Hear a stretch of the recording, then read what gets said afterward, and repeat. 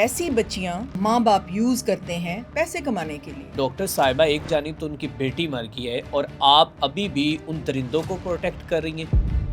پیسہ آنا چاہیے، بس وہ بیٹی کو بیچ کے آ جائے، وہ کہیں آ جائے، میں اس کے خلاف ہوں۔ جوان بچی کو اکیلا کسی گھر میں کام کے لیے چھوڑ دیا جائے۔ اتنا بڑا واقعہ پاکستان کے اندر ہو گیا ہے، کسی نے نہیں پوچھا کہ یہ اسلامی جمہوریہ پاکستان ہے، یہاں پر جو درندے ہیں کیسے دندناتے پھرتے ہیں، کیوں نہیں انہیں پکڑا جاتا؟ کیونکہ ایسے خوفناک لوگ، ایسے درندے they are lurking outside on the streets، چیر پھاڑ کے کھا جائیں گے آپ کی بچیوں کو۔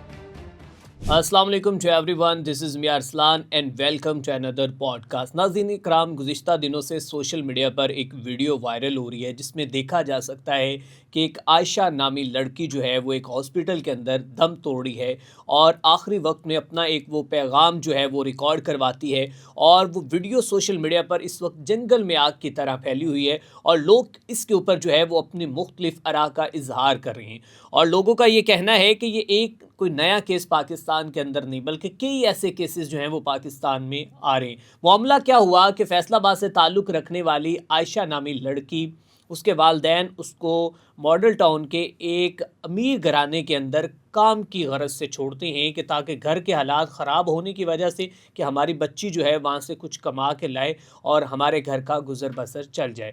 لیکن وہاں پر ایک جو کہ ڈرائیور اور اس جو موجودہ گھر کا مالک ہے وہ لڑکا، اس کے ساتھ مبینہ طور پر جو ہے وہ عصمت دری کا اس کو نشانہ بنایا جاتا ہے، اس کے ساتھ جو ہے اس کے اپنی ہوس پوری کی جاتی ہے، اور پھر وہ پریگننٹ ہوتی ہے اور اسقاط حمل کے دوران جو ہے وہ اپنی زندگی کی بازی ہار جاتی ہیں۔ میرے ساتھ اس وقت موجود ہیں جناب ڈاکٹر سمینہ حق صاحبہ، جو گائناکالوجسٹ ہیں، آئی وی ایکسپرٹ ہیں، اور معاشرے کے جو اس وقت ناصور ہیں ان کو وہ بالکل مکمل طور پر جو ہے وہ ان کے اوپر بات کرتی اور کہتی ہے کہ یہ ہمارے معاشرے میں غلط ہو رہا ہے۔ جیسا کہ یہ ٹاپک میں نے ڈاکٹر صاحبہ سے ڈسکس کیا، ڈاکٹر صاحبہ تو نہیں جانتی تھی کیونکہ وہ اتنا سوشل میڈیا نہیں یوز کرتی، لیکن جب میں نے ان کے سامنے یہ ویڈیو رکھی اور پھر پورا قصہ ان کو سنایا تو ڈاکٹر صاحبہ حیرت زدہ ہوگی کہ یہ آخر معاملات چل کیا رہے ہیں۔ اب اس کے پیچھے بڑی ایک کہانی ہے کہ یہ لڑکی جس سرجیکل ہاسپٹل میں پہنچی وہ کیا معاملہ تھا، اور اس جیسے کئی کیسز پاکستان کے اندر آئے روز رپورٹ ہوتے ہیں، ان کیسز کا کیا بنتا ہے، اس میں قصوروار کون ہے، ماں باپ ہے، وہ ہاسپٹل والے ہیں، اور یا پھر وہ مالک جس نے اس لڑکی کے ساتھ جو ہے زیادتی کی اور اس کے ساتھ اپنی ہوس پوری کرتا رہا۔ اس پوری کہانی کے اوپر جو ہے وہ ہم آج کھل کر بات کریں گے، اور اس کے ساتھ ساتھ خواتین کے تحفظ کے حوالے سے بھی بات کریں گے کہ خواتین اپنے آپ کو پروٹیکٹ کیسے کر سکتی، ان کی پروٹیکشن کیسے پوسیبل ہو سکتی۔ السلام علیکم۔ جی وعلیکم السلام۔ ڈاکٹر صاحبہ کیا حال ہے؟ الحمدللہ، بس کچھ تھکاوٹ ہے کیونکہ پتہ مجھے اس لیے نہیں چلا ان حالات کا کہ میں 2-3 ہفتے سے امریکہ گئی ہوئی تھی، ایک کانفرنس تھی اور بھی مصروفیات تھیں، عید بھی کرنی تھی اپنی فیملی کے ساتھ، تو بس آپ نے مجھے بتایا تو کوئی نئی اچنبھا بات نہیں ہے۔ یہ تو جب میں پبلک سیکٹر میں کام کر رہی تھی، جیسے میں نے آپ کو پہلے بھی بتایا، ہمارے پاس تو روز اس طرح کے کیسز آ رہے ہوتے تھے، آئے روز ایسی لڑکیاں؟ آئے روز، ایوری ڈے ریپڈ کیسز۔ پھر صرف ریپ کیسز ہمارے پاس نہیں آتے، جب ریپ کے بعد پریگنینسی ہو جاتی ہے تو اس کے بعد جب وہ اسقاط حمل کے لیے جاتے ہیں، کوئی ڈی این سی ہوتی ہے یا فرسٹ ٹرائمیسٹر سے پریگنینسی آگے چلی جاتی ہے، اور پھر وہ نیچے سے جس طرح درندوں کی طرح اس کے بچے کے ٹکڑے نکالتے ہیں اور پھر وہ انفیکٹ ہوتی ہیں اور مرتی ہیں، اس طرح کے کیسز بہت ہمارے پاس آتے تھے۔ یعنی سارا کچھ انفیکٹ ہو کے، سب کچھ خرابی کر کے، اور پھر وہ بڑے ہسپتال میں آ کے دم توڑ دیتی ہیں۔ تو وہ لگتا تو یہی ہے، پھر اس طرح لوگوں میں یہ ہوتا ہے کہ جی بڑے ہسپتال نہیں جانا، وہاں تو مر جاتے ہیں لوگ جا کے۔ بھئی آپ اس حالت میں لے کے آتے ہیں تو انہوں نے پھر آ کے فوت ہی ہونا ہے وہاں پہ، فوت ہی ہونا ہے، بالکل ایسے ہی۔ تو ڈاکٹر صاحبہ، اس سارے معاملے کے اندر آپ کس کو ذمہ دار ٹھہرا رہی ہیں؟ یہ عائشہ نامی بچی کی آپ نے تصویر تو ملاحظہ فرما لی ہے کہ کتنی وہ خوبصورت لڑکی تھی، اور وہ شکل سے تو لگ ہی نہیں رہی تھی کہ وہ کسی کے گھر گھریلو ملازمہ ہے۔ کس کو الزام دوں اور کس کو ذمہ دار ٹھہراؤں؟ یہ اس کے اپنے ماں باپ، اس کے اپنے بہن بھائی، اس کے اپنے رشتہ دار، وہاں سے لسٹ شروع کرتے ہیں نا۔ ٹھیک ہے۔ اتنی حسین بچی، پہلے تو آپ اس کی تصویر دیکھیں، وہ تو ایک بڑے پوش گھرانے کی لڑکی لگ رہی ہے، جس نے لینس بھی لگائے ہوئے ہیں اور فل میک اپ کیا ہوا ہے، اور اس نے اپنے بال جو ہیں وہ ڈائی کروائے ہوئے ہیں. تو یہ کوئی غریب گھرانے کی لڑکی لگ رہی ہے آپ کو؟ ایسی بچیاں ماں باپ یوز کرتے ہیں، استعمال کرتے ہیں پیسے کمانے کے لیے. ماں باپ اپنی بچیاں استعمال کرتے ہیں پیسے کمانے کے لیے. اکیلی جوان بچی، وہ اتنی حسین ہے، اور وہاں پہ جوان مرد ہیں اس گھر میں. بالکل. ٹھیک ہے، جیسے آپ نے میں نے وہ سنا ہے کہ اس کا بڑا بیٹا تھا، وہ جو بھی لوگ ہیں ان کا جی بڑا بیٹا تھا، میرڈ تھا اور بچے بھی تھے اس کے. بڑا بیٹا کا مطلب چھوٹے بیٹے بھی ہوں گے، پھر ڈرائیور بھی تھا، پھر اور اتنے مطلب لوگ تھے وہاں پہ. اور اپنی حسین جوان بیٹی کو اس گھر میں چھوڑ آیا وہ باپ جا کے. وہ ماں کیسی تھی؟ چلو ماں ساتھ چلی جاتی، اگر ضعیف تھی یا وہ کچھ کر نہیں سکتی تھی، نگرانی تو کر سکتی تھی نا. اس کے ساتھ کہے جی میں نے ساتھ رہنا ہے یہاں پہ. بالکل ٹھیک ہے. اگر کوئی نیک نیت لوگ ہوں، لوگ جاتے ہیں بچیاں. ویسے تو میں اس کے خلاف ہوں کہ مطلب کہ گھروں جوان میں بچی کو اکیلا کسی گھر میں کام کے لیے چھوڑ دیا جائے. بہت میں اس کے خلاف ہوں. ایک میرے ماموں ایئر فورس میں تھے، اسکواڈرن لیڈر تھے اس وقت، ینگ تھے، اور ہم ان کے ہاں گئے تو میرے خالہ کے بیٹے بھی تھے اور ہم سارے عید والے دن ان کے گھر گئے.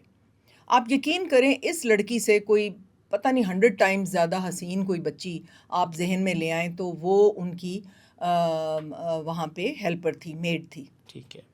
تو میرے خالہ کے بیٹے نے میری ممانی کو سختی سے کہا کہ میں اس لڑکی کو آپ کے گھر میں دوبارہ نہ دیکھوں. ٹھیک ہے.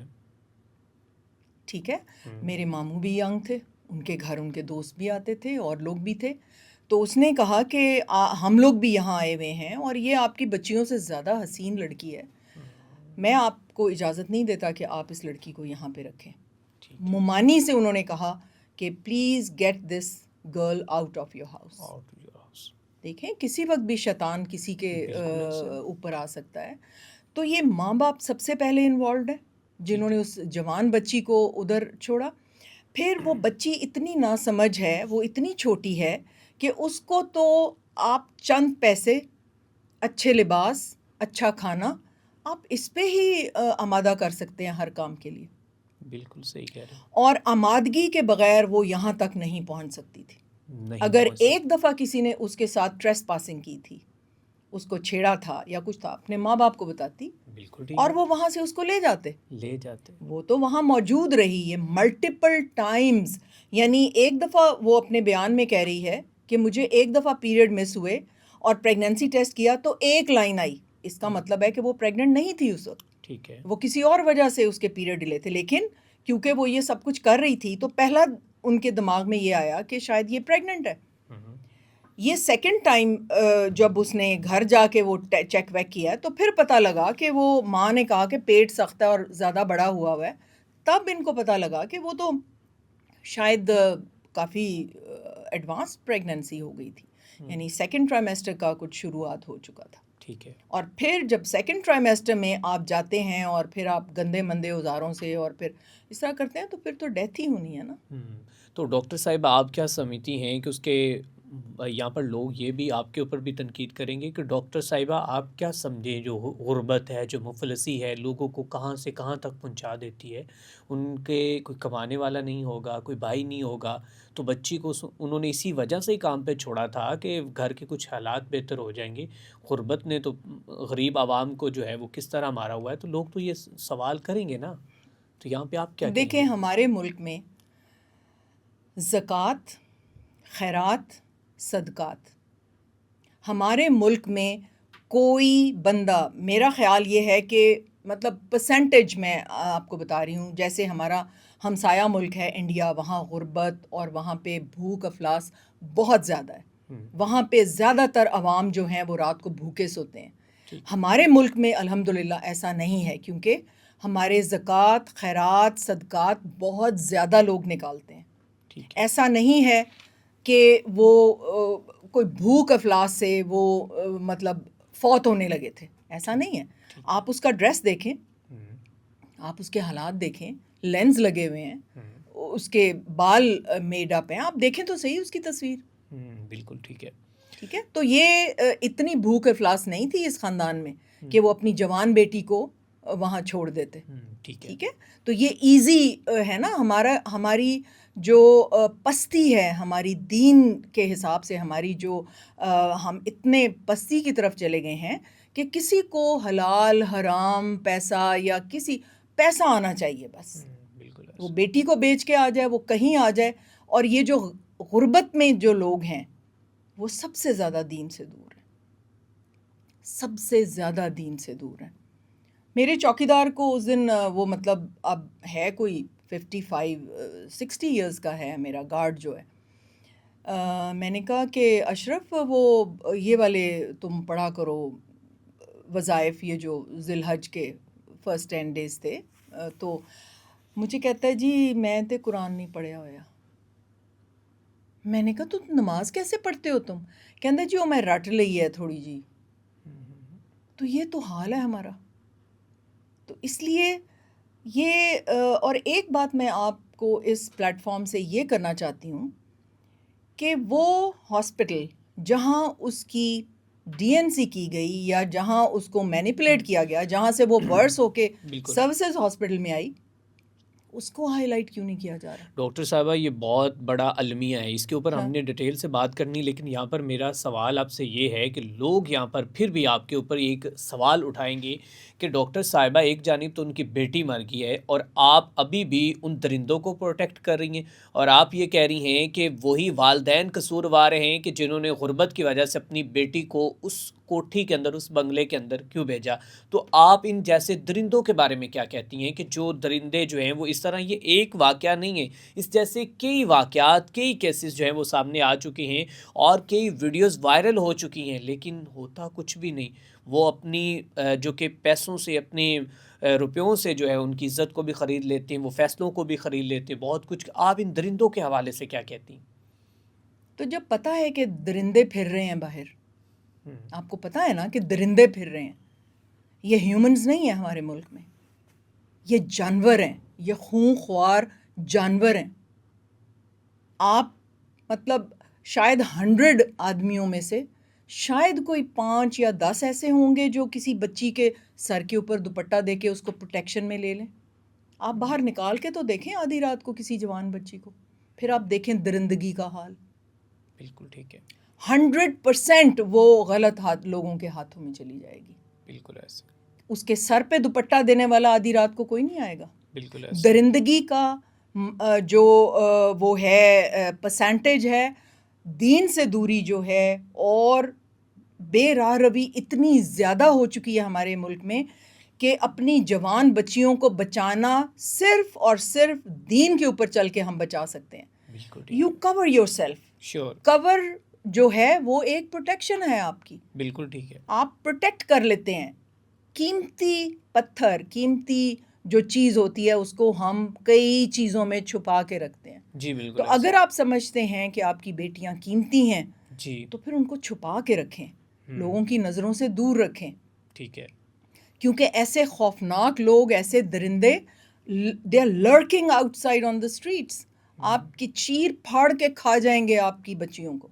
تو بچیوں کو سنبھال کے رکھیں اپنی کو. غربت میں بھی بچی ہے, وہ یہ نہیں ہے کہ وہ کوئی کم امپورٹنٹ ہے. کیا غریب کی بیٹی بھی اتنی ہی امپورٹنٹ ہے جتنی ایک امیر کی بیٹی ہے. بالکل ٹھیک. تو یہ باتیں تو ہمارے جو علماء دین ہیں ہمارے ملک کے, کدھر ہیں وہ؟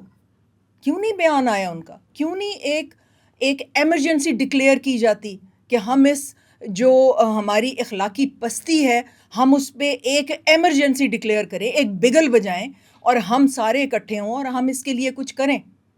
اس لیے کہ علماء دین جو ہیں, جو تو واقعی آتھینٹک ٹرو علماء دین ہیں, وہ خاموش ہو کے بیٹھے ہوئے ہیں. ڈاکٹر صاحبہ آپ نے بہت بڑی یہاں پر ایک بات کر دی ہے کہ اتنا بڑا سانحہ اتنا بڑا واقعہ پاکستان کے اندر ہو گیا ہے اور بچی آخری دم تک مرتے ہوئے جو ہے وہ اپنا ایک پیغام بھی ریکارڈ کروا کے گئی، لیکن یہاں پر کوئی ایمرجنسی ڈکلیئر نہیں ہوئی، یہاں پر کوئی علماء دین سامنے نہیں آئے، کسی کی پریس کانفرنس نہیں آئی، کسی نے نہیں پوچھا کہ یہ اسلامی جمہوریہ پاکستان ہے، یہاں پر جو درندے ہیں کیسے دندناتے پھرتے ہیں، کیوں نہیں انہیں پکڑا جاتا؟ بہت بڑا آپ کا یہ سوال ہے ڈاکٹر صاحبہ۔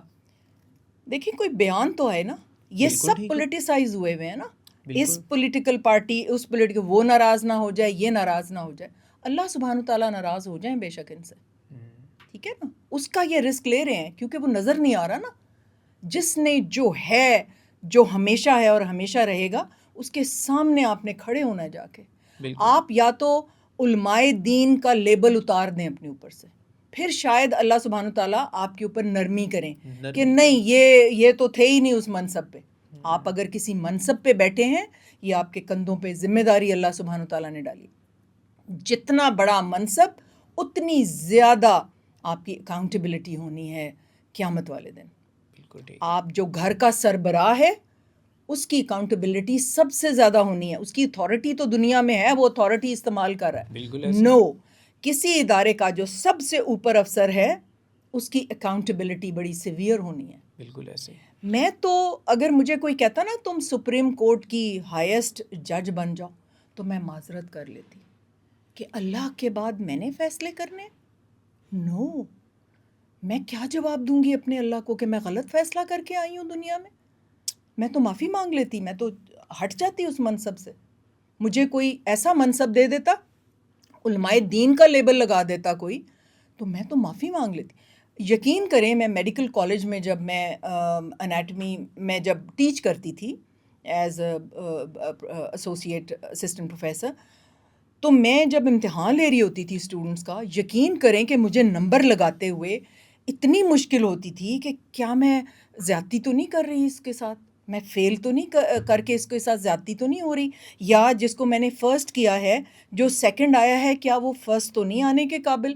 مجھے اتنا زیادہ اس کا دھیان ہوتا تھا کہ یہ میرے سے پوچھ گچھ ہونی ہے کہ تم نے کیسے یہ نمبرنگ کی تھی، تو بالکل ٹھیک، اتنی چھوٹی سی بات کے لیے بھی میں کافی خوفزدہ ہوتی تھی کہ میں صحیح نمبرنگ کر دوں۔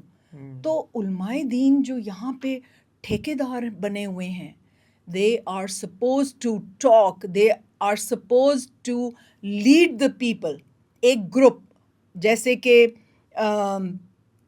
قرآن میں آیتیں نہیں کوٹ کر سکتی لیکن میں نے اس کو اتنا پڑھا ہوا ہے کہ مجھے یاد آتے ہیں پھر ریفرنسز، لیکن میں وہ غلط کوٹ نہیں کرنا چاہتی۔ جی اس کے اندر اللہ سبحانہ تعالیٰ نے لکھا ہوا ہے کہ ایک بستی میں یا ایک جو پاپولیشن ہے اس میں ایک سیکٹر آف جو ہیں لوگ، ان کو الگ ہو جانا چاہیے اور ان کو ایز یعنی ایسکورٹ کرنا چاہیے، ان کو رستہ دکھانا چاہیے دین کا صحیح رستہ، اور وہ ایک گروپ آف پیپل ہونا چاہیے جو آپس میں اکٹھے ہوں اور پھر ڈیسائیڈ کریں کہ ہم نے اس عوام کو کیسے لے کے چلنا ہے، وہ اللہ سبحانہ تعالیٰ کے نمائندے ہوں یہاں پہ، اور یہاں پہ نمائندے ہیں، نمائندوں کا منصب انہوں نے لیا ہوا ہے، مگر وہ کیسے اللہ کو جواب دیں گے مجھے نہیں سمجھ آ رہی۔ اتنی پستی پوری دنیا میں آپ جا کے دیکھ لیں، جتنی پاکستان میں اخلاقی پستی ہے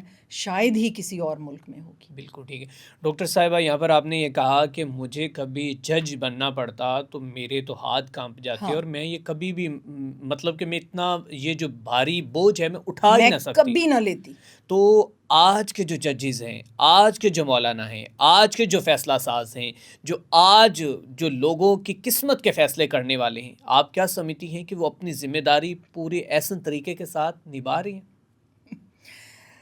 مجھے کبھی اللہ سبحانہ تعالیٰ نے یہ کورٹ کچہری کے چکروں میں اللہ کا شکر ہے کہ میں زیادہ نہیں گئی۔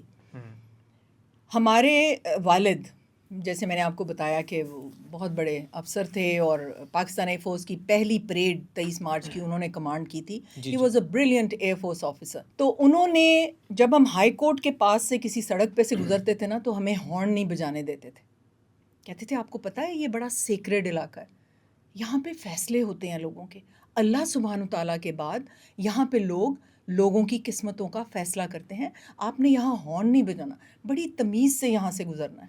اتنا احترام ہمیں وہ سکھا کے ان گئے عدالتوں کا. عدالتوں کا. ٹھیک ہے, یقین کریں ہم وہ جو مال روڈ اور اس کے آس پاس کی سڑک ہے, ہم ہارن نہیں بجاتے. میں آج بھی وہاں ہارن نہیں بجاتی.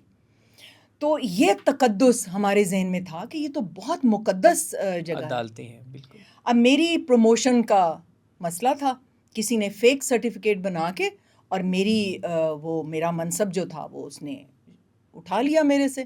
پبلک سروس کمیشن میں اس نے فیک سرٹیفکیٹس دلوائے, کیونکہ میری جو اپوننٹ تھی اس کا ہسبینڈ بیوروکریسی میں تھا. ٹھیک ہے, میں بھی یوز کر سکتی تھی غلط ذرائع, لیکن مجھے اپنے اللہ پہ بہت یقین ہے کہ شاید میری قسمت میں نہیں ہے, اور ٹھیک ہے کوئی بات نہیں. تو وہ میں نے پھر کیس کر دیا کہ جی میں لیگلی تو میں اس کی حقدار ہوں اس منصب کی. تو وہاں پہ مجھے جانے کا اتفاق ہوا ہائی کورٹ میں. آپ یقین کریں کہ بیوروکریسی میں ان ہونے کی وجہ سے جس دن وہ ڈیٹ تھی اس دن میری فائل غائب ہو گئی. وہاں سے فائل ہی نہیں مل رہی. اور ایسے ہی فائلوں کو آگ لگتی ہے, ایسے ہی دستاویزات جلائی جاتی ہیں. ہاں, وہ فائل ہی نہیں مل رہی. اب میں نے کیا کیا کہ میں ڈھونڈنا شروع ہو گئی نا. میں وہاں تک گئی, وہ رجسٹرار نے میں نے کہا مجھے بتائیں کہاں ہوتی ہیں فائلیں, مجھے لے کے جائیں, میرا تو کیس ہے, مجھے کیوں نہیں آپ نے رکھا آج, میرا تو کیس تھا. میں رجسٹرار کے ساتھ ادھر ادھر وہ مجھے آئیں بائیں شائیں کرتا رہا, جی ادھر ہے ادھر ہے. مجھے اندازہ ہو گیا کہ یہ بہت زیادہ پریشر میں ہے بیچارہ, کوئی ادھر سے کوئی ادھر سے اس کو پریشر آئے میں. میں وہاں پہ میں نے کہا کہ یہاں پہ جو ہیڈ آف ہائی کورٹ ہیں وہ یہاں پہ ہیں موجود, جو جسٹس یا ہو ایور واز دیئر. انہوں نے کہا ہاں جی وہ اس کورٹ میں اس وقت ہیں. میں نے کہا ان کی گاڑی کدھر ہے؟ تو مرسیڈیز ان کی کھڑی ہوئی تھی. انہوں نے کہا جی یہ ہے ان کی گاڑی. میں نے کہا اسی گاڑی میں بیٹھ کے جانا نا انہوں نے کہا ہاں جی اسی گاڑی میں جانا ہے. میں نے کہا میں یہاں اس گاڑی کے آگے کھڑی ہوں. وہ نکلیں گے پوچھیں گے نا بی بی کیوں میری گاڑی کے آگے کھڑی ہو, تو میں کہوں گی جی میں نے نہیں ہلنا, آپ میرے اوپر سے گاڑی گزار دیں. ٹھیک ہے. یا میری فائل نکال کے دیں, انہوں نے میری فائل غائب کی ہے. ٹھیک ہے, میں وہاں جا کے گاڑی کے آگے کھڑی ہو گئی. ٹھیک ہے. اب کیونکہ میں اناؤنس کر چکی تھی کہ میرا مقصد کیا ہے یہاں کھڑے ہونے کا. میں نے کہا تم نے مجھے ہاتھ لگایا نا, وہ سیکیورٹی کے لوگ آئے, میں نے کہا مجھے ہاتھ لگایا نا تو میں نے یہاں شور مچا دینا, خاموشی سے کھڑے رہو, میں یہاں کھڑی ہوں, آئی ایم ویٹنگ. 2 گھنٹے 3 گھنٹے 4 گھنٹے جتنے بھی ہیں میں یہاں کھڑی ہوں. اب وہ خبر پھیل گئی, اندر خبر گئی ہوگی نا جسٹس صاحب کو کہ جی ایک خاتون ہے اور وہ کھڑی ہے وہاں پہ اور اس کی فائل نہیں مل رہی. ود ان 30 منٹس 30 منٹ کے اندر رجسٹرار صاحب آئے اور انہوں نے کہا جی میڈم آپ کی فائل تو مل گئی ہے. کیا بات ہے. Can you believe this? یہ اس احاطے میں ہو رہا تھا جس کے باہر ہمارا باپ ہمیں ہارن نہیں بجانے دیتا تھا.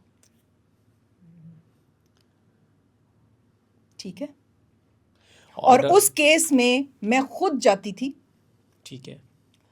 اور میں وہاں کے رنگ دیکھتی تھی کہ یہ بلڈنگ تھی, یہ سلسلہ تھا جس کے باہر ہمارا باپ ہمیں ہارن نہیں بجانے دیتا تھا. یہ وہ علاقہ تھا, کیونکہ وہاں پہ مرے ہوئے لوگوں کی بوسیدہ فائلوں کے اعلانات ہو رہے ہوتے تھے اور وہاں کوئی بھی نہیں ہوتا تھا. وہ پتہ نہیں مر کھپ گئے, کہاں گئے, کیا ہوا. اور وہ اتنا لمبا گیا کیس, وہ ابھی بھی سپریم کورٹ میں پڑا ہوا ہے. وہ خاتون ریٹائر بھی ہو گئی, اس کو بریسٹ کینسر ہو گیا, وہ ریٹائر ہو گئی, سارا کچھ ہو گیا. میں ابھی تک ہمارا کیس جو ہے وہ سپریم کورٹ میں پڑا ہوا, کیونکہ ہائی کورٹ کے فیصلے کو میں نے پھر چیلنج کیا ان سپریم کورٹ کہ حقدار تو میں تھی. یعنی وہ اتنا لمبا کیس چلا ہے اور ابھی بھی وہ فائل ادھر ہی پڑی ہوئی ہے. تو آپ کیا باتیں کر رہے ہیں؟ بالکل ایسے ہی. اور یہاں پر یہ بھی ایک justice lesson delayed is justice denied. Obviously وہ سروس تو ختم ہو گئی, میری زندگی ختم ہو گئی اس کیس کے پیچھے. رشوت میں نے نہیں دی, کہ نہیں یہ نہیں میں دے سکتی. بالکل ٹھیک ہے. اور اس سے یہ بھی ایک لیسن ہے کہ جب آپ کچھ حاصل کرنے کے لیے اپنی تگ و دو اپنی ایفرٹس کرتے ہیں تو تب دیکھیں وہ فائل کبھی بھی نہیں آپ کو مل سکتی تھی اگر آپ ہاں اپنی تھوڑی سی آواز بلند نہ کرتی، ہاں آپ اپنے حق کے لیے ڈٹ کے کھڑی نہ ہوتی. تو یہاں پر ڈاکٹر صاحب آپ کو بہت سی مائیں بہنیں بیٹیاں دیکھتی ہیں، آپ کو فالو کرتی ہیں، اچھا آپ ایک سے اور بات میں آپ آبزرویشن کو بتاؤں، انسپائریشن ان کو ملتی ہے. مجھے یہ بتائیں کہ گرمیوں کی چھٹیاں 2-2 3-3 مہینے کی ججوں کو کیوں ملتی ہیں؟ وہ جی کیس اب نہیں لگ سکتا کیونکہ جج صاحب تو چھٹی پہ چلے گئے ہیں 3 مہینے کی، ٹھیک ہے. پھر ان کو مطلب پھر اسپرنگ ہالیڈیز ہیں، پھر اللہ جانے کون کون سی ہالیڈیز ہیں، پھر آپ کا کیس نہیں لگا جی جج صاحب کہیں بزی ہیں، بیسی ہے. ٹھیک ہے. فیصل آباد یا اور میں ان دنوں فیصل آباد اپوائنٹڈ تھی، وہاں سے چل کے آنا، چھٹی لینا، اور جی وہ جج صاحب تو آئے نہیں، ویٹ کر رہے ہیں کر رہے ہیں کر رہے ہیں. کسی کی تکلیف کا احساس تک نہیں ہے اس بلڈنگ، اس احاطے میں، وہ جو ہائی کورٹ جس کو کہتے ہیں، جی کسی جی کی تکلیف کا کسی کو احساس بھی نہیں ہے. بالکل ایسے. اچھا پھر کیا ہوا کہ ایک دن میں بہت ڈیسپریٹ ہو گئی. تھوڑی دیر کے بعد وہ کیس میرا جب لگنے لگا نا تو جج صاحب اٹھ کے کھڑے ہو گئے. میں نے کہا میرا کیس کی باری آنے لگی ہے، جج صاحب اٹھ کے کھڑے ہو گئے ہیں. تو وہ جی سارے اٹھ کے کھڑے ہو گئے. وہ جی اب ڈیکور ہے جی، عدالت کا ڈیکور ہے کہ کوئی بول نہیں سکتا. تو مجھے تو نہیں پتا ڈیکور کیا ہے، میں تو ایک عام عورت ہوں نا، بالکل ایک لے پرسن ہوں نا اکارڈنگ ٹو دا کورٹ. مجھے تو کورٹ کے ڈیکور کا نہیں پتا. بالکل. یا تو جب میں اس ہال میں آئی ہوں آپ مجھے بتا کے بھیجیں، ہوں ٹھیک ہے، کہ جی آپ نے جب جج کھڑا ہو جاتا ہے تو پھر سب مر جاتے ہیں، ہوں ٹھیک ہے. تو جب جج میں نے کھڑا ہو ہاتھ جاتا ہے کھڑا، تو پھر سب مر جاتے ہیں. مطلب یہی ہاں ہے نا، ایسے ہی ہے نا، سب کی آواز ہاں. جو ہے وہ. تو میں نے ہاتھ کھڑا کیا، میں نے کہا mister justice I want to say some thing. اس نے مجھے گھور کے دیکھا، یہ کیا، میں تو کھڑا ہو گیا ہوں، میں تو اللہ کے بعد یہاں اللہ ہوں، نعوذ باللہ، لاؤز باللہ لا حول ولا تو یہ کیسے بول پڑی ہے. اس نے مجھے گھور کے دیکھا، بھاگے آئے بہت سارے لوگ. وہ میرا وکیل بھی، جب جج کھڑا ہو جائے نا پھر کوئی نہیں بول سکتا، کوئی نہیں. میں نے کہا کیوں، خدا نہ خواستہ یہ اللہ تعالیٰ ہے، نعوذ باللہ، کیوں نہیں بول سکتا، مجھے ریزن بتاؤ، میں افیکٹڈ ہی ہوں، کیوں نہیں بول سکتا. تو اس کے بعد وکیل صاحب آئے، وہ جج صاحب تو چلے گئے، اور وکیل صاحب آئے، کہتے ہیں وہ جج صاحب آپ کو اندر بلا رہے ہیں. میں نے کہا ٹھیک ہے. میں اندر گئی ہوں تو مجھے کہتے ہیں ایک تو ہمارے عوام فلمیں دیکھ دیکھ کے نا اس عدالت، ہر عدالت کو فلمی عدالت سمجھ لیتے ہیں کہ ہم ڈائلاگ بول سکتے ہیں. اچھا آپ کو یہ جج صاحب مجھے کہہ رہے جج ہیں؟ صاحب فرما رہے ہیں ٹھیک ہے. کہ جی آپ فلمیں دیکھ کے تو آپ ڈائلاگ بول رہی ہیں وہاں پہ، یہ فلمی عدالت نہیں ہے. اوکے. ٹھیک ہے. میں نے کہا جی میں تو فلمیں نہیں دیکھتی، تو مجھے تو نہیں پتا فلمی عدالت اور اس عدالت میں کیا فرق ہے، آپ مجھے سمجھا دیں. میں تو اپنا ایک رائٹ لینے آئی ہوں، اور یہ کئی سال ہو گئے ہیں اس کیس کو چلتے، تو مجھے بتائیں تو صحیح کہ میرا اگلی باری تھی میرے کیس کی، اور آپ اٹھ کے چلے گئے ہیں کہ آپ کو کوئی ضروری کام پڑ گیا. تو میرے لیے تو میری زندگی میں سب سے امپورٹنٹ کام یہی ہے، میں اتنی دور سے چھٹی لے کے آئی ہوں، ٹریول کر کے آئی ہوں. تو آپ، پھر انہوں نے وہ فائل منگوائی، اور پتہ نہیں کیا اس میں تھوڑا بہت کر کر کے تو ہی جسٹ وینٹ اپ. اور اس کا فیصلہ آج بھی نہیں آیا؟ آج بھی نہیں ہوا. اور کتنے سال بیت چکے؟ میں آئی واز ویری ینگ، میں اس وقت اسسٹنٹ پروفیسر تھی. آئی تھنک یہ شاید 90s کی کوئی بات ہے یا 2001 کی بات ہوگی. تقریباً 30 سال، 25 ہاں سے 30 سال ہاں، تک وہ ادھر ہی گزر ہے چکے. کیس ابھی. اور ہمیشہ ہمارے عدالتوں کے فیصلے تب آتے ہیں کہ جب لوگوں کے نماز جنازہ بھی پڑھی جا چکی ہوتی ہے، ان کی تدفین ہو چکی ہوتی ہے. اچھا اب ایک اور کیس ہے میرا. جی. میری امی نے مجھے ایک پلاٹ دیا تحفے میں، کہ یہ میری بیٹی کو میں نے تحفے میں دیا. اب وہ میں نے بیچنے کی کوشش کی. اب وہ بیچنے میں وہ جو اندر جو پراپرٹی ڈیلر تھا وہ قبضہ گروپ کے ساتھ ملا ہوا تھا. ٹھیک ہے. ٹھیک ہے. وہ آپ نے سنے ہوں گے، وہ جو ادھر پی آئی اے کالونی اور ادھر جوہر ٹاؤن اور ادھر جو قبضہ گروپ ہے ایک، آپ نے سنے ہوں گے ان جی کے جی نام. جی جی. وہ کیا نام ہے، نہیں پتہ نہیں کھے سے کوئی نام ہے، اینی ویز وہ انہوں نے قبضہ کر لیا اس کے اوپر. ٹھیک ہے. اور جو بھی لوگ تھے وہاں پہ فیصلہ کرنے والے وہ ڈیلے کر کے یہ بات ہے 1994 کی. ٹھیک ہے.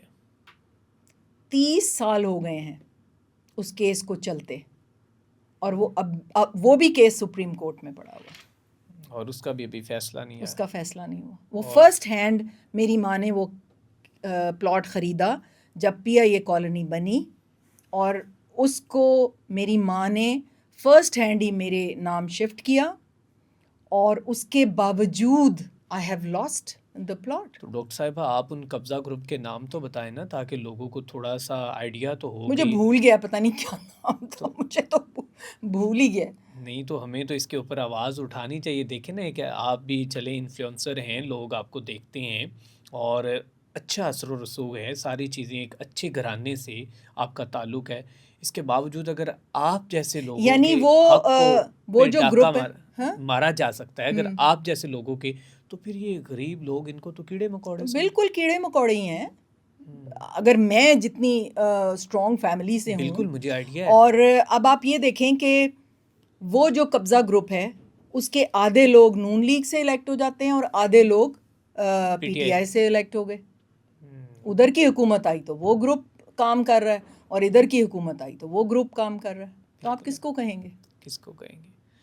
ڈاکٹر صاحبہ بہت اچھا آپ نے اس کے اوپر بھی ایلیبوریٹ کر دیا ہے. جو ججز ہیں، جو فیصلے ہیں، اور جو ہمارے مولانا حضرات ہیں، ان کی کیا ذمہ داری ہیں. اب ہم چلتے ہیں تھوڑا سا اس جانب کہ یہ جو اب دھندا چل پڑا ہے کہ یونیورسٹیز میں یا پھر آؤٹ سائڈ پہ کہیں بھی بچے بچیاں جو ہیں وہ آپس میں تعلقات قائم کرتی ہیں، پھر اس کے بعد جو ہے وہ ان کے نازیبا یا ناجائز تعلقات قائم ہونے کے بعد جب وہ بہت سی لڑکیاں پریگننٹ ہوتی ہیں تو یہ ہاسپٹلس کے اندر جاتے ہیں، اور پھر ہاسپٹل جو ہیں وہ ان کے ساتھ جس طرح ان کی زندگی کے ساتھ کھلواڑ کرتے، جیسا کہ یہ عائشہ نامی لڑکی کے ساتھ ہوا ہے. تو اس پورے معاملے کو آپ کس طرح جو ہے وہ ایلیبوریٹ کریں گی، وضاحت کے ساتھ بیان کریں گی کہ یہ ہونا چاہیے؟ دیکھیں، اچھے ہاسپٹلز یا اچھے کلینکس جو ہیں وہ تو ان کو کیٹر نہیں کرتے.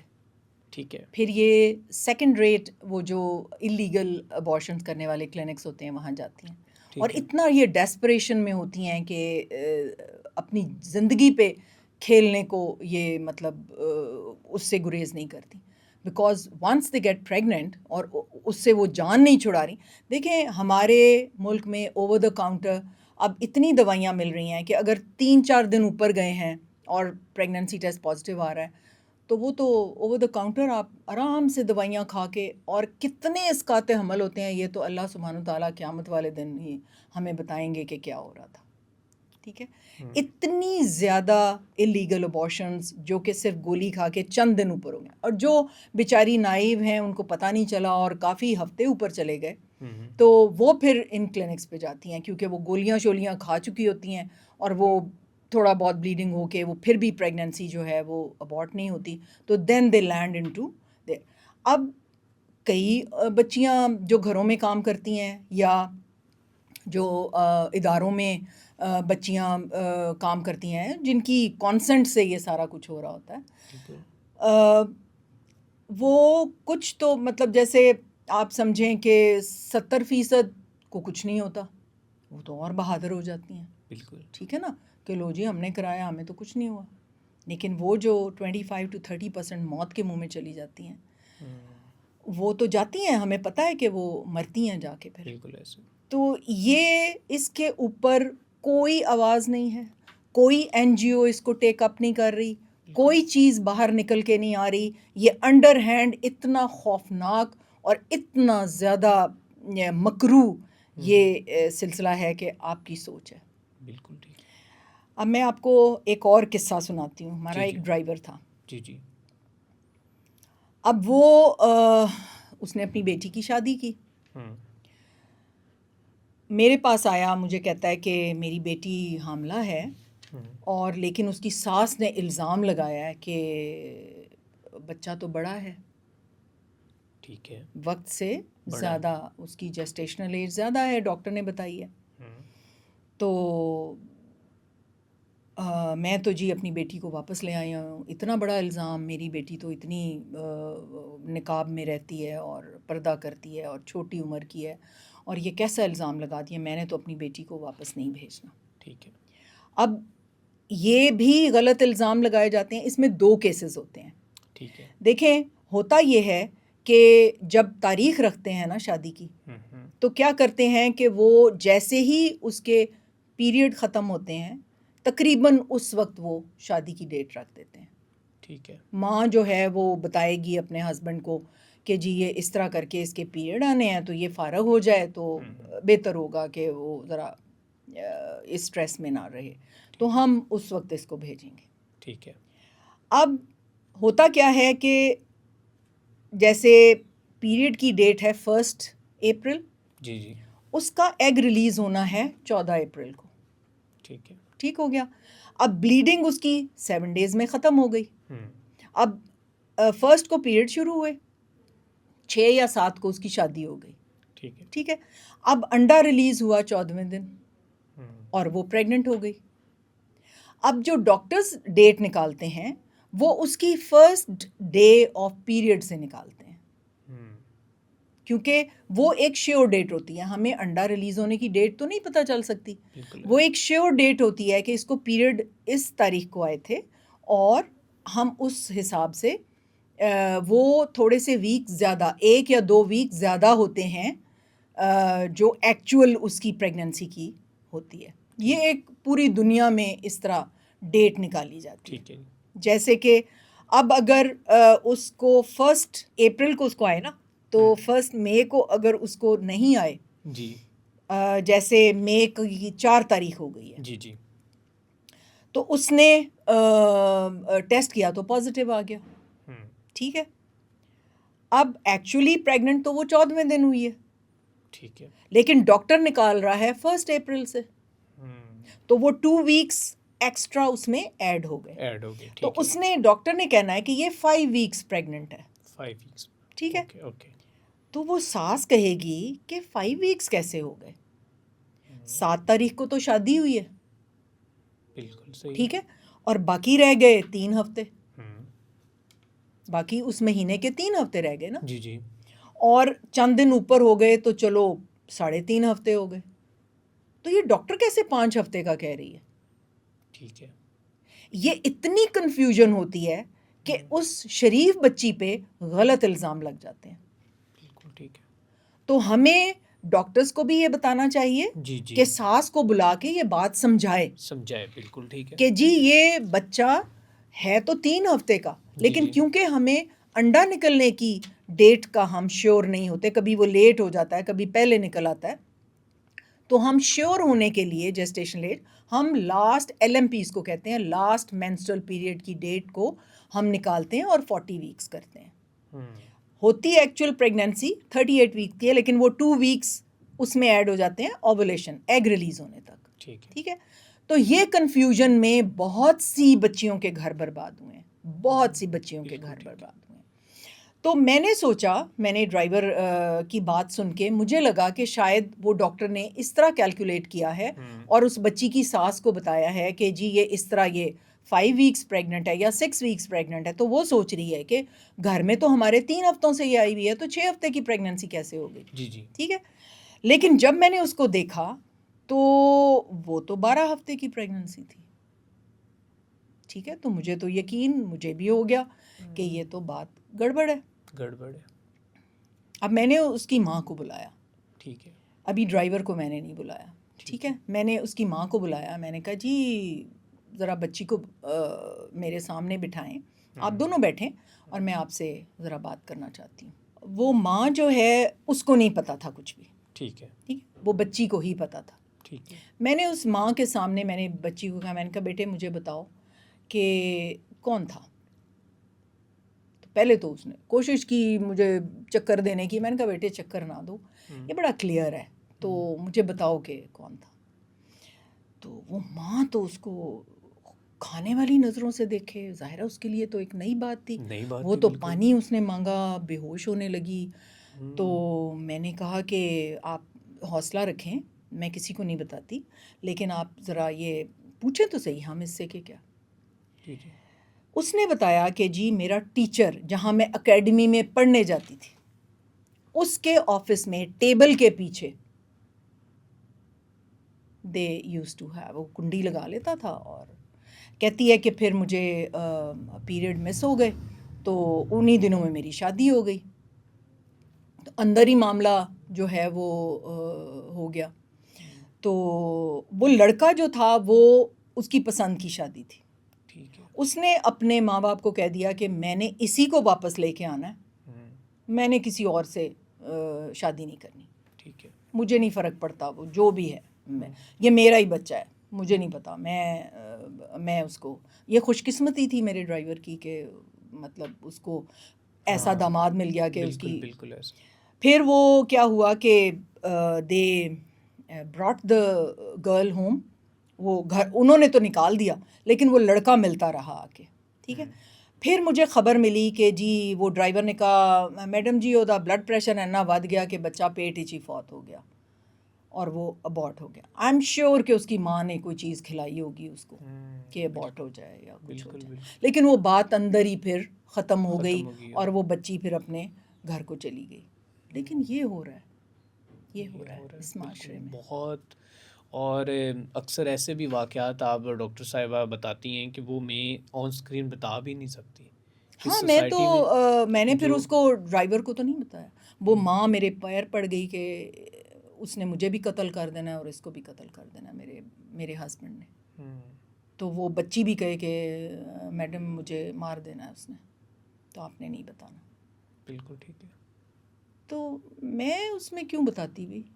میں نے پھر وہ اس کو ڈرائیور پوچھنے لگا باجی بتائیں پھر آپ نے کیا دیکھا ہے. میں نے کہا نہیں بس اس کا خیال رکھیں. ٹھیک ہے. ہاں ٹھیک ہے آپ کی بچی، خیال رکھیں اس کا. تو ڈاکٹر صاحبہ یہ بالکل آپ کہہ رہی ہیں کہ پرائیویٹ سیکٹرز میں یا پھر اداروں میں یونیورسٹیز میں تو یہ بہت عام بات ہو گئی ہے. بہت عام بات. اور اس کے کانسیکوینسز کیا ہوں گے کسی کو اندازہ نہیں ہے کہ قیامت والے دن ہونا کیا ہے ہمارے ساتھ، ہونا کیا ہے. اللہ سبحانہ تعالیٰ نے پھر بھی عورت کی وہاں پہ پردہ رکھ لیا ہوا ہے. آپ کو پتہ ہے وہاں پہ ماں کے نام سے سب کو پکارا جائے گا، باپ کے نام سے نہیں. اور اگر خدا نہ خواستہ اللہ سبحانہ تعالیٰ اتنے شرم رکھتے ہیں کہ انہوں نے ادھر بھی پردہ داری کی ہے عورت کی کہ یہ وہاں کھل کے سامنے نہ آئے کہ یہ کس کا بچہ ہے، ماں کے نام سے اٹھایا جائے گا سب کو. بہت بڑی بات.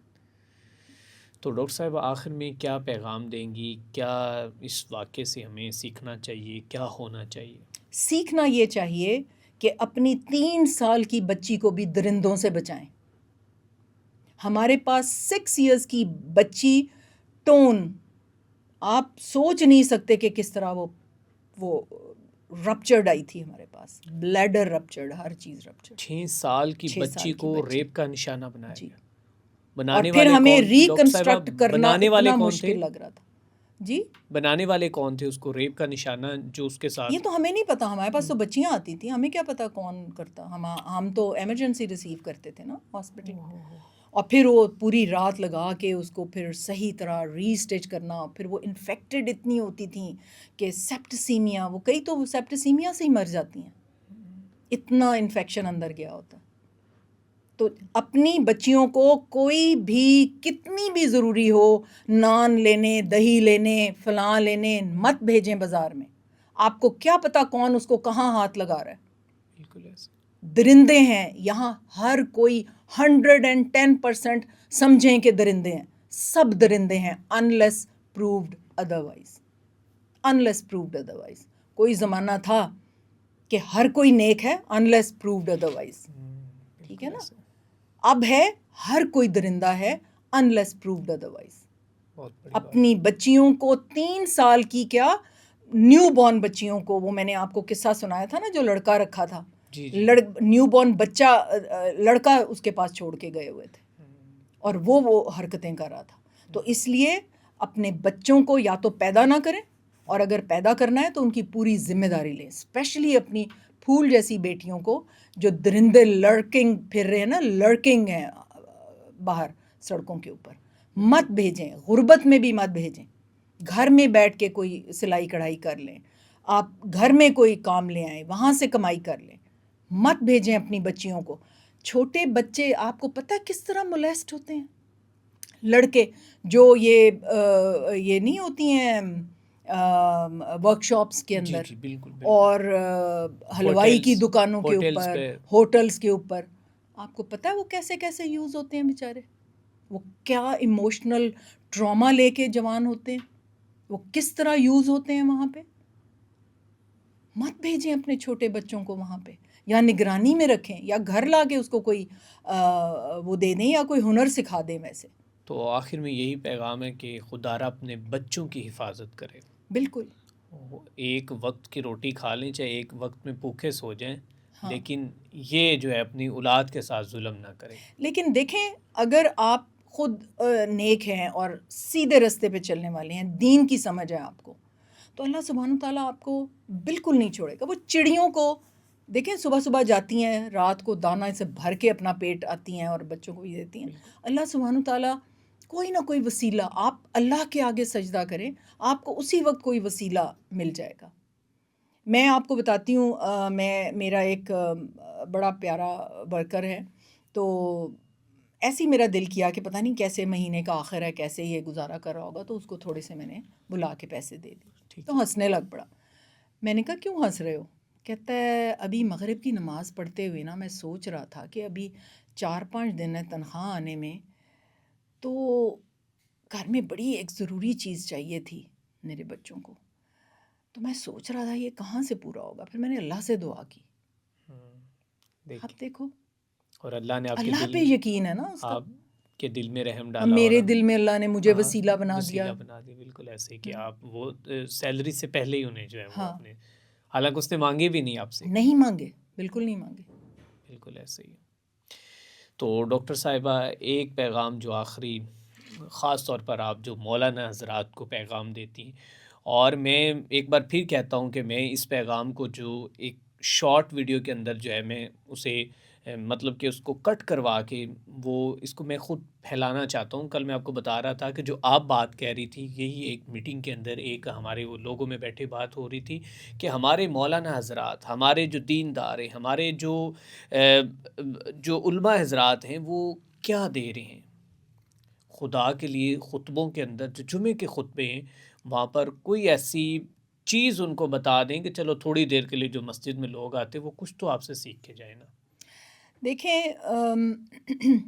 اس کیس کے اوپر جی ہمارے جو مولانا حضرات, جو جی ہمارے حکومت کے لوگ ہیں, جی وہ اس کلینک کا تو نام دیکھیں, آپ نے دیکھا ہے اس کلینک کا نام ہی نہیں ہے جہاں پہ اس کلینک کو کا نام ہی مینیپولیٹ نہیں کیا آ رہا. گیا. بالکل ایسے وہ ہی. رائے ونڈ کے پاس کوئی کون سا سندس روڈ, جی سندر سندس روڈ اور روڈ پہ رائے ونڈ رائے ونڈ, سرجیکل سینٹر, بس اتنا سرجیکل نام. سینٹر, بالکل ایسے. اس کا نام ہی نہیں لے رہے لوگ کہ وہ کون سا سینٹر ہے. وہ بند کریں, اس کو پتہ کریں کوئی نرس چلا رہی ہے, کوئی دائی چلا رہی ہے, کس ڈاکٹر نے کیا, میل نے کیا, فیمیل نے کیا, کون سے اوزار استعمال کیے, انتڑی پھاڑی, مسانہ پھاڑا, کیا کیا.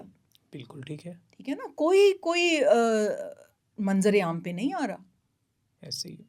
تو یہ تو حکومت کو ہم کیا کہیں, لیکن یہ جو لوگ ہیں جو کسی منصب پہ ہیں, ان کے اوپر تو بہت بڑی ذمہ داری عائد ہوتی ہے نا. ایسے ہی ہے. They should come up, they should come up. اچھا ڈاکٹر صاحبہ, ایک میرا سوال یہ ہے کہ آئے روز خواتین کے اوپر جو تشدد بڑھ رہا ہے, ڈومیسٹک وائلنس بڑھ رہا ہے, اس کے اوپر کوئی ابھی تک ہمیں حکومت کی جانب سے کوئی آگاہی مہم یا کوئی اس کے اندر سنجیدگی تو نظر نہیں آ رہی, اور آئے روز خواتین جو ہیں وہ اپنی زندگیوں کو تباہ و برباد کر رہی ہیں کسی درندے کے ساتھ لگ کر. کہیں پر وہ اپنی زندگیوں کو ختم کر رہی ہیں, کہیں پر وہ ایسے اسٹیپ اٹھا جاتی ہیں کہ پھر وہ جو ہے وہ ساری زندگی پچھتاتی ہیں کہ ہم نے اس شخص کے ساتھ جو ہے وہ شادی کر کے اپنی پوری زندگی کو تباہ و برباد کیا. حالیہ دنوں میں ایک head of department doctor Ghazala, ان کے بارے میں سوشل میڈیا پر بہت سی خبریں گردش کر رہی ہیں کہ انہوں نے اپنے شوہر سے تنگ آ کر اپنی زندگی کا ہی خاتمہ کر لیا.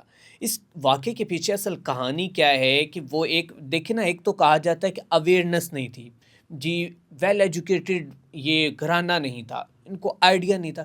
اب ہیڈ آف ڈپارٹمنٹ ہو کے جو ساری چیزوں کی سمجھ بوجھ رکھتی ہو, جس کو پتہ ہو کہ میں اپنی زندگی کو ختم کر رہی ہوں, لیکن آپ اس ڈاکٹر صاحبہ اندازہ لگا لیں کہ وہ کس قدر جو ہے وہ اس شخص سے تنگ ہوگی کہ جس نے اپنی زندگی ختم کر لی. یہ کیا واقعہ ہے اور کہاں سے اس کا تعلق ہے؟ دیکھیں جب میں سنتی ہوں نا کہ کسی نے خودکشی کر لی جی جی. تو میں اس کی کریج کو دیکھتی ہوں کہ کتنا زیادہ اس میں اس کی کریج ہے یا اس کی بے بسی ہے یا وہ ایک ایسے مینٹل سٹیٹ میں ہے کہ وہ اپنی زندگی لینے کی کوشش کرتا ہے بالکل. یا کرتی ہے. تو چوہے مار دوائی جو ہے وہ کھا کے اور وہ ڈیتھ آنے تک وہ کتنی اذیت میں وہ روح ہوگی یا وہ انسان ہوگا جس نے وہ کھا لی, اور کتنی ڈیسپریشن ہوگی یا کس حالات میں اس نے یہ فیصلہ کیا ہوگا کہ میں چوہے مار دوائیاں کھا لوں. تو یہ ڈاکٹر صاحبہ جو ہیں ڈاکٹر غزالہ گائنیکالوجسٹ MBBS اور FCPS فیلوشپ آف گائنی انہوں نے کی ہوئی. اب وہ ہیڈ آف ڈپارٹمنٹ لگ گئی تھیں اسٹوڈنٹس کو پڑھانا, ان کے ایگزامز لینا, ان کا وہ جو سارا آپ ایک تدریسی ادارے میں جو ذمہ داریاں ہوتی ہیں. ویری گڈ پرسن, بہت لائق اور اتنا ایک اثاثہ ہمارے ملک کا. اور ڈومیسٹک فیملی افیئرس کی وجہ سے ہسبینڈ سے تنگ ہو کے تو اس نے چوہے مار دوائی کھا لی, گولیاں کھا لی, اینڈ شی ڈائیڈ. آپ یہ دیکھیں کہ کتنا بڑا لاس ہے ملک کا, کتنا بڑا لاس ہے اس فیملی کا, کتنا بڑا لاس ہے ان پیرنٹس کا جنہوں نے پہلے وہ پیدا کی, پڑھائی, اس کو بڑا کیا, پھر وہ کتنا انجوائے کر رہے ہوں گے اس منصب کو کہ اب ہماری بیٹی ہیڈ آف ڈپارٹمنٹ ہے اور اب وہ لوگوں کو پڑھا رہی ہے, اور اس کے بچے کیسے اس کو مس کر رہے ہوں گے.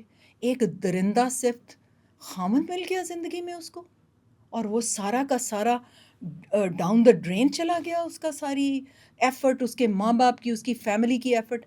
یعنی ایک زندگی میں ایک درندے کی آمد ہوئی اور اس کا گراف نیچے چلنا شروع ہو گیا. گراف نیچے.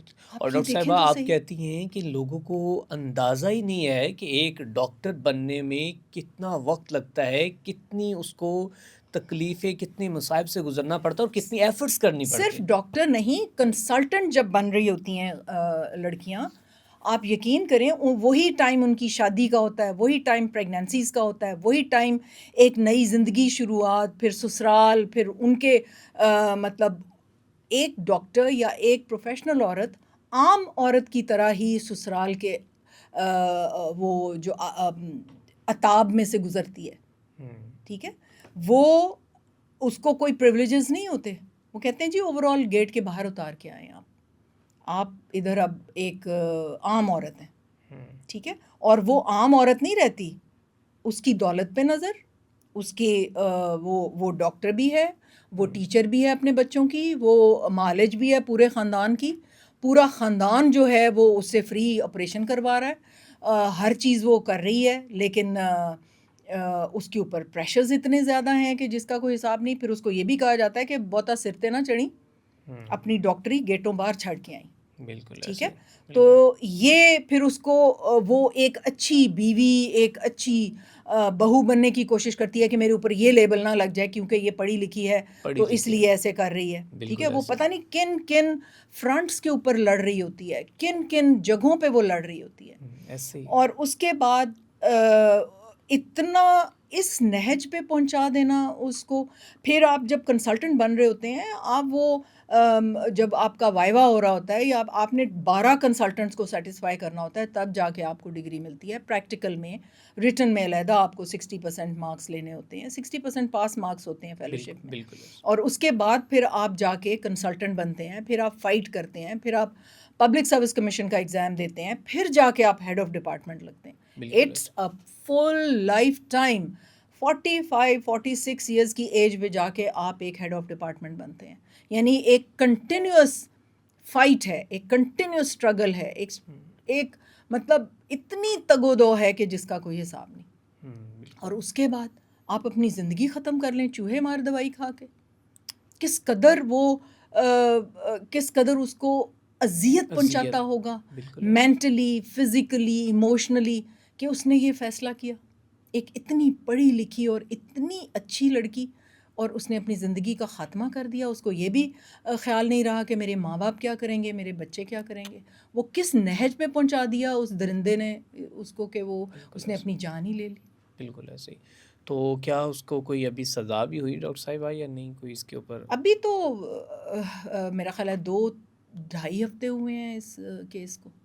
تو اب پتہ نہیں وہ کہاں کسی کو سزا کہاں ملتی ہے ملتی جی, سزا اس کسی کو ملک کے کہاں اندر؟ سزا ملتی ہے, بالکل ایسے بالکل ہی. بھی نہیں. اور نیکسٹ ڈاکٹر صاحبہ ہم جو پوڈ کاسٹ اس میں ڈسکس کریں گے کہ خواتین کے جو حقوق ہیں اور خواتین جو کہ حالیہ دنوں میں عدالت کے بھی کچھ فیصلے آئے ہیں کہ جس میں اگر آپ کوئی پلاٹ لیتے ہیں یا کوئی آپ اپنی وہ کوئی کریں گے جی. اس میں لینڈ کے جو ہیں وہ آپ کی جو بیگم ہے وہ بھی اتنی ہی ذمہ دار, وہ اس کے ساتھ اٹیچ ہے وہ. سو اس کو بھی ہم ڈسکس کریں گے. تو امید ہے کہ جو اس وقت ہمارے معاشرے میں چل رہا ہے کہ خدا را اس کو کچھ لوگ جو ہیں وہ کم از کم کوئی اس میں انوالو ہو, ان چیزوں کو سدھارنے کی کوئی تو کوشش کرے نا. اور ہم بھی اپنا دیا ڈاکٹر صاحبہ اتنا جلا رہے ہیں, لوگوں کو اویئرنیس دے رہے ہیں. چلیں کوئی ایک ہی ہماری پوڈ کاسٹ سے ہماری باتوں سے کوئی ہی کسی راہ راست پہ آ جاتا, کوئی بس اچھے مجھے کام تو کرنے لگ ایک جاتا. ہی پروورب یاد ہے کہ instead of cursing the darkness light a candle. بالکل تو ایسے ہم اپنے وہ حصے کی شمع جلا رہے ہیں. بالکل اللہ کرے کہ کسی کے دل میں ہم درد پیدا کر دیں یا جو منصب پہ لوگ ہیں وہ کچھ کر لیں. چلے بہت شکریہ ڈاکٹر صاحبہ. آج ہمارے ساتھ موجود تھی ڈاکٹر سمینہ حق صاحبہ, جنہوں نے ریسنٹ جو عائشہ نامی بچی کے ساتھ جو عصمت دری کا واقعہ پیش آیا ہے اس کے اوپر انہوں نے بہت اچھا پیغام دیا ہے. اس میں ہم نے جو ہماری جوڈیشری ہے اس کو بھی ڈسکس کیا, جو ہمارے اس وقت ملک کے سرکمسٹانسز ہیں ہم نے اس کو بھی ڈسکس کیا, اور بہت اچھا پیغام دیا ہے ان ماں باپ کو, ان والدین کو اور ان بچوں کو کہ آپ لوگوں نے کس طرح اپنی زندگیوں کو محفوظ کرنا ہے.